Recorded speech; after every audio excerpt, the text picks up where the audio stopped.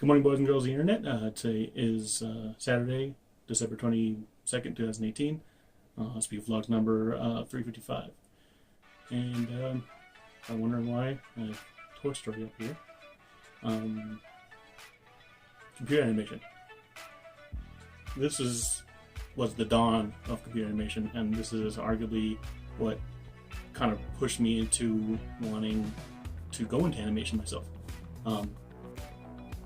And this, at the time, as amazing as it was the best way they can do back then. We've seen a lot of different things over the years in terms of different cartoons, different animations. Most, though, kind of stay to this Pixar style quality, like things like Shrek, How to Train Your Dragon, all kinds of movies like that. Most Pixar movies, they're all pretty much have the same type of look. You started seeing some changes in different areas, like Japan. They had different type of animation quality. They tried to emulate more anime, but they still had CG cartoons. They had the traditional cartoons, of course, but things like Appleseed, they went with a little more realistic, but yet anime type of look. You have like Final Fantasy VII Advent Children, which is a lot more realistic, but yet still a little bit stylized. And then a couple years ago, you got movies like this. You got a Lego movie, which, yeah, they went for like a realistic looking plastic look, like a Lego figurine, but the animation quality, they went for like a half frame animation. Basically, like instead of like the 24 frames a second, they probably went with like 15 or 14 frames a second for the character animation to make it look like it was just like a stop motion. And so we're seeing now a trend into more different ways you can animate with CG, and it's a good thing. Now the latest we have here in pushing of traditional CG animation is Spider-Man Into the Spider-Verse, and here's my review. I saw this movie last night with a friend, and I have to say it was excellent. The story, the plot, the characters, the pacing, they're all excellent. But what drew me in, of course, was the animation. Everything about the movie was great. I loved every moment. There was a couple not so, like almost any movie. It was not a perfect movie, but it was damn near perfect. The animation, though, it spoke to my creative side, to my artistic core. The pop art style, the how everything just looked like it was ripped from a comic book page, and just it was just visually stunning. What they did with this movie, it astounds me, and I can't wait to see more movies similar to this. If they make another Spider-Man movie like this, I would be more than happy to go see it. I was thinking right after I saw this movie that I want to see it again. Now, I don't say that very much for a lot of movies. Not many movies want me to see it immediately after I've seen it already. Of course, it was the last showing. There's no way I could see it again that night. So it was the last showing that night. But the only movie that of recent memory that I did that with was, I believe, Star Wars. Not like the old Star Wars, but The Force Awakens. When I saw Force Awakens, almost immediately when I got out of the theater, I'm like, I need to see that again. And it was like just 2 days later, I did to go see it again. In fact, I saw that movie 4 times in the theater. Last Jedi, as much as I love the Last Jedi, a lot of people hate it. I only saw that movie like 3 times, I believe, in the theater. Or twice, maybe 3, I forget. And this one, I definitely plan to go see it again very soon. Just look at it. When I first laid eyes on this movie, like, I was pumped. Do I know much about this version of Spider-Man? Miles Morales. He's not Peter Parker, but I don't know much about him. I never read those comics. In fact, like when I was a kid, like I read some Spider-Man comics, but I wasn't big into reading a lot of different comics. I think like the most comics I read was like X-Men or stuff. But I knew kind of about him, so I kind of know the basics about him. But this movie was just excellent. It really it was a different kind of Spider-Man. We all know the Spider-Man story. Peter Parker. He lives with his Aunt May and Uncle Ben. He gets bit by a spider. Uncle Ben dies. And he has like that type of drama and tragedy in his life. This Spider-Man, no spoilers, but he doesn't immediately have that type of tragedy in his life because he doesn't have like someone close to him that kind of gives him that jump start to become a superhero. Because of a death that doesn't happen. There was a different push in this movie, and it was something that I was unexpected. Like all the trailers of this movie, it didn't really. It definitely didn't spoil kind of one of the pushes that kind of pushed Miles into doing this. And what I like about this movie, in terms of getting to know Miles as a Spider-Man character, as the hero of the movie, is that it was a very much an origin movie, but in a different way that you normally see origin movies. Usually origin movies, like in the first act of the movie, they get all what they need to know about being a superhero, and then they run into the conflicts. This movie, you could tell that he struggles with his powers. Like a lot of the movie, he doesn't know how to come to grips with his powers, so that's why the other Spider-Men from the other Spider-Verses kind of help him out. There's one Peter Parker tries to teach him how to swing and stuff like that, and eventually he does come to grips with it, but it takes him a while. By the way, the scenes with spider-gwen, Gwen Stacy. This is a little side. When I first saw the trailer of Spider-Gwen, I was like, yeah, Spider-Gwen. And then there was another trailer where they showed her like pull off her cowl, her mask, and she had a side shave. I'm like, why'd they do that to Spider-Gwen?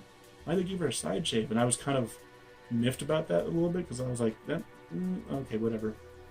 But there was a good reason for it in this movie. I'm glad they kind of gave a reason why she has a side shaved head. You'll see it in the movie. It's great. Overall, though, again, it's the attention to detail in this movie is incredible.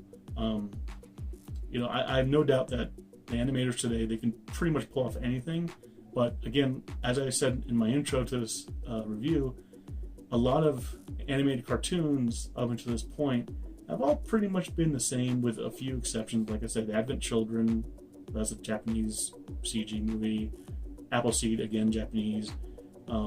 You get movies like the Lego Movie. They went for a different style. I think now we're starting to we got tired of the Pixar quality animation, and hopefully now we're going to go for more stylized, a little bit more different, a little bit artistic departure from the norm, and I'm all for it. It's a great thing to see as an artist. It's every scene in this. When I get the Blu-ray of this, I know I'm going to be pausing a lot, and I just want to see all the detail. Like there's so much things like in this movie, like even though in a lot of parts they do go to like a half frame animation, like a 14 frame per second, where it kind of looks like it's more like hand animated, cell art. There's a couple like action scenes where they do things a lot more fluidly, and everything just looks so great. But sometimes some of the action is so fast you miss something. I'm trying to pay attention to everything. I'm sure when I go see it again, I'm going to see a lot of things that I missed. And a couple other parts of the movie that I really enjoyed. the other Spider-Man. Now they didn't like overload this movie with like a shit ton of Spider-Man. They had just like 6, I think. Spider-Pig was freaking hilarious. Spider-Man Noir. I didn't expect him to be as hilarious as he was, and it wasn't until the end credits I found out that he was voiced by Nicolas Cage. Shocker!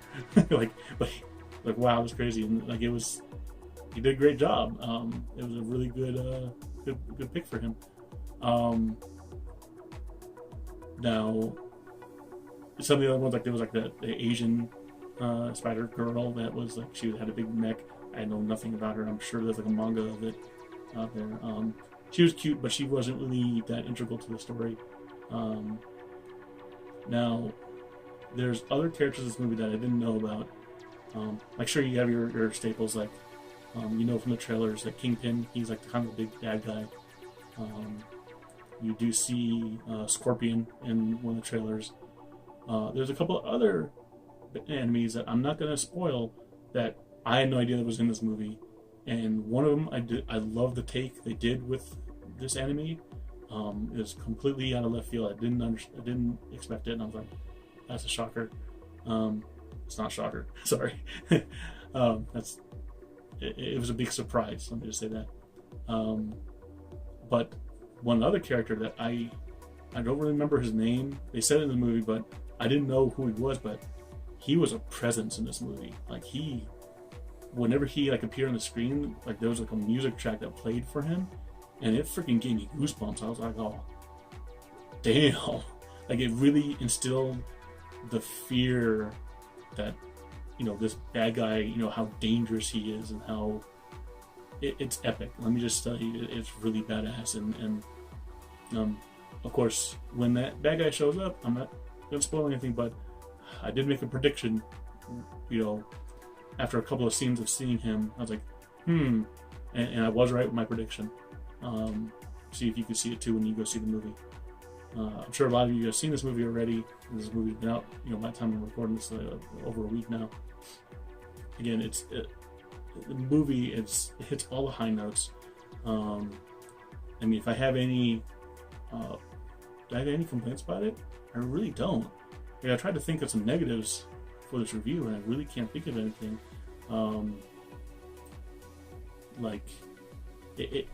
I do love like the family dynamic with Miles Morales and his parents. Like his dad's black, his mother's Hispanic, and they have a good family dynamic. His mom doesn't play that big of a role, but you tell that you know, he loves his mom and he loves his dad. You saw in the trailer where his dad dropped him off at school, and that's hilarious. And what I did like about the character is that it's like, yeah, he wasn't like a Peter Parker where like he's like this like smart kid that, you know, he just kind of messes up his class. But what he is he's a kid taken out of his element. You know, he wants to be a little more street, but he's put into like a affluent school, like a little more upper class school. But his, you know, the way he, you know, it's explained in the movie, his dad explains it to him, like, you earned this, you earned the right to go here. You know, it's not something that you were just handed.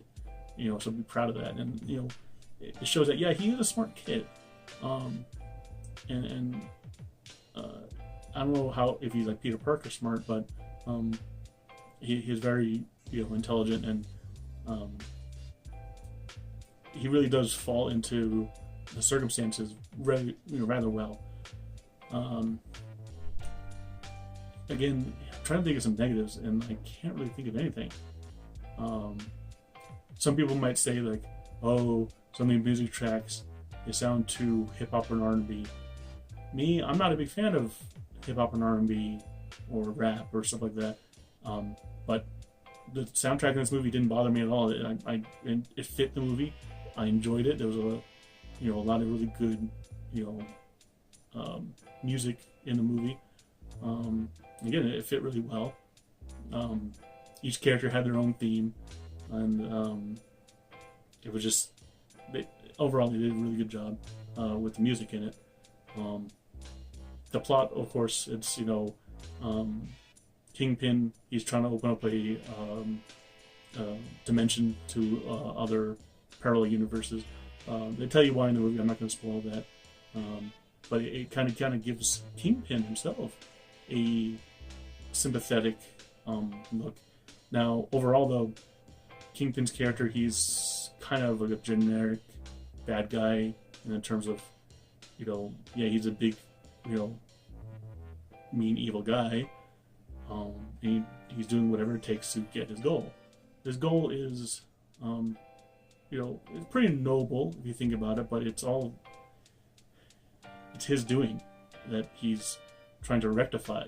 So they kind of give you that aspect of it, and so they kind of give you a little bit, sympathetic things into him. Now,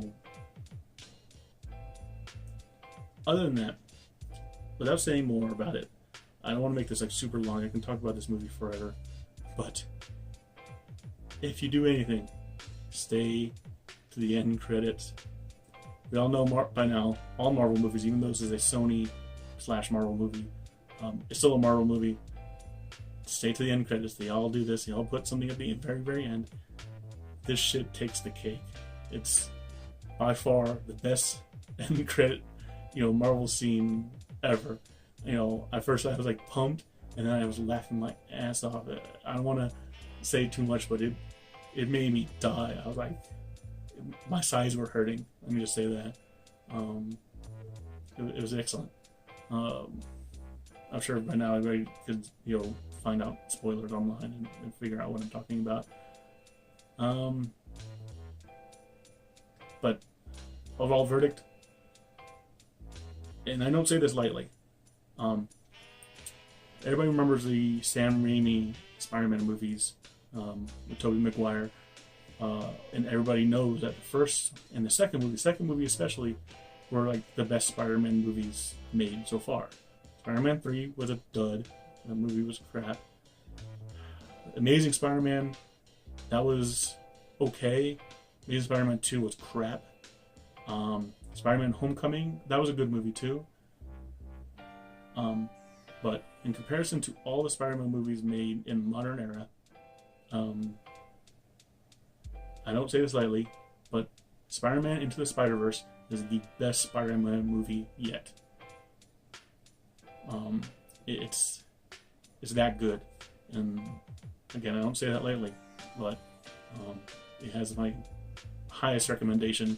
If you enjoyed comic book movies, if you enjoy animation, if you are a Spider-Man fan, all those, go see it, and let me know what you think down below. So I can't wait to go see it again. I don't know who I'm going to go see it with. I might go see it by myself again. So I might saw it with my friend, but if I go see it again, I may go by myself. I can't get anybody else to go. But yeah, it was great. So thank you all for watching. Everybody have a good day. I love you. That's a copy. I love you, Miles. Yeah, I know that. You gotta say I love you back. Dad, are you serious? I want to hear it. Look at this place. Dad, I love you. Dad, I love you. That's a copy.